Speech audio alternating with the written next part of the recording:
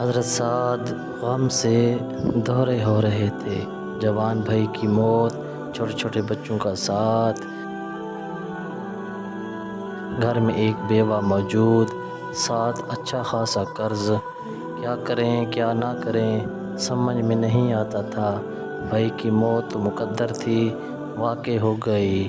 رو پیٹ کر صبر کا سل سینے پر رکھ لیا، مگر بھائی چھوٹے چھوٹے یتیم بچوں اور بچیوں کو چھوڑ کر گیا تھا۔ اپنے پاس اتنی وسعت نہیں تھی کہ بلا جھجک ان کے اخراجات کا بار اٹھاتے۔ بھائی کی بیوہ الگ سر جھکائے بیٹھی تھی۔ قرضہ بھی معمولی قرض نہیں تھا۔ ترکے میں بھائی نے صرف 300 اشرفیاں چھوڑی تھیں۔ سعد مخمصے میں پڑ گئے۔ اگر مرحوم کے ترکے 300 اشرفیوں سے قرض خواہوں کا قرض چکا دیں تو پھر یتیم بچوں کی پرورش، بچوں کی شادی بیاہ کا فریضہ کس طرح سر انجام دیں گے؟ 3-4 دن اسی سوچ و بچار میں گزر گئے۔ دماغ کے افق پر مایوسیوں، الجھنوں اور پریشانیوں کے بادل چھاتے چلے گئے۔ انسان کو پیاس لگتی ہے تو پانی کی طرف دوڑتا ہے، بیمار ہوتا ہے تو طبیب کو تلاش کرتا ہے۔ مدینہ میں غم کے ماروں کا ایک ہی غم خوار تھا، ایسا غم خوار جو خیر خواہ بھی تھا اور معین و مددگار بھی۔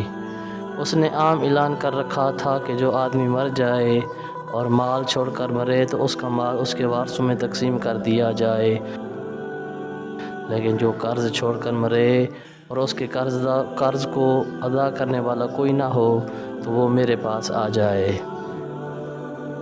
کیونکہ میں سب کا غم خوار، سب کا درد مند اور سب کے دکھ کو بانٹنے والا ہوں۔ قدرت نے مجھے یتیموں کا والی، غلاموں کا مولا بنایا ہے۔ میرے پاس آؤ، صحیح راہ میں ہی دکھا سکتا ہوں، ایسی راہ جو نجات اور کامرانی کی راہ ہے۔ حضرت سعد کو اس پریشانی کے عالم میں وہی مونس و غم خوار یاد آیا اور سیدھے دربار رسالت صلی اللہ علیہ وآلہ وسلم میں حاضر ہوئے، اپنا مسئلہ پیش کر دیا۔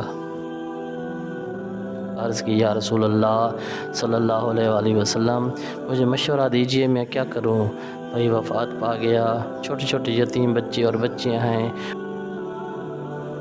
وہ مقروض مرا ہے، صرف 300 اشرفیاں اس نے ترکے میں چھوڑی ہیں۔ اگر ان اشرفیوں سے قرض ادا کروں تو یتیموں کی پرورش کس چیز سے کروں؟ یا رسول اللہ صلی اللہ علیہ وآلہ وسلم، آپ رہبری فرمائیں۔ حضرت سعد کی عرض داشت سننے کے بعد ایک لمحے کے توقف کیے بغیر نبی اکرم صلی اللہ علیہ وآلہ وسلم نے ارشاد فرمایا، سعد، تیرا بھائی جنت میں داخلے سے قرض کی وجہ سے روک دیا گیا ہے، کیونکہ اگر کسی آدمی پر قرض ہو تو جب تک اس کا قرض ادا نہ کیا جائے وہ جنت میں داخل نہیں ہو سکتا۔ تو پہلے جا اور قرض ادا کر، یتیموں کی کفالت کا مسئلہ اس ذات پر چھوڑ دے جس نے انہیں یتیم بنایا ہے۔